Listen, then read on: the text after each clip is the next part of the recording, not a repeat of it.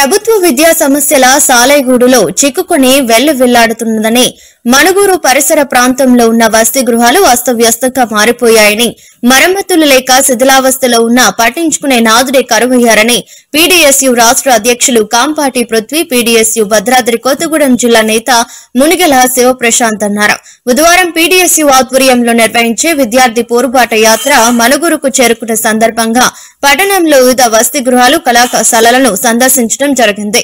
ఈ సందర్భంగా వెలుగులోకి వచ్చిన సమస్యలను పేర్కొన్నారు. రేవంత్ రెడ్డి ఎన్నికలలో ఇచ్చిన హామీల ప్రకారం విద్యారంగానికి తగిన నిధులు కేటాయించాలని అన్నారు. ఇప్పటికే పెండింగ్ లో ఉన్న ఫీజు రియంబర్స్మెంట్, స్కాలర్షిప్లు విడుదల చేయాలని, ఫీజు నియంత్రణ చట్టాన్ని తీసుకురావాలని, పాఠశాలలో నాణ్యమైన మధ్యాహ్న భోజనాన్ని అందించాలని, భద్రాద్రి కొత్తగూడెం జిల్లాలో మైనింగ్ యూనివర్సిటీని ఏర్పాటు చేయాలని డిమాండ్ చేశారు. కార్యక్రమంలో పీడీఎస్యూ నాయకులు వి సాయి కుమార్, రామ్ చరణ్, అబ్దుల్ గనీ, పవన్ కళ్యాణ్, విష్ణువర్ధన్, శ్రావణి, సంధ్య పాల్గొన్నారు.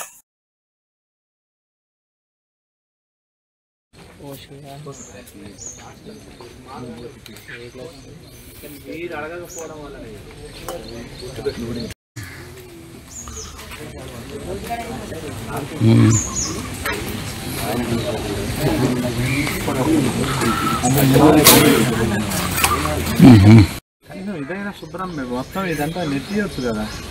ఒక్కరోజు డోజర్ పెట్టి నెట్టిస్తే 2,000 3,000 అవుతుంది. ఒక 1 అవర్ 12,000 ఎక్కువ కాదు.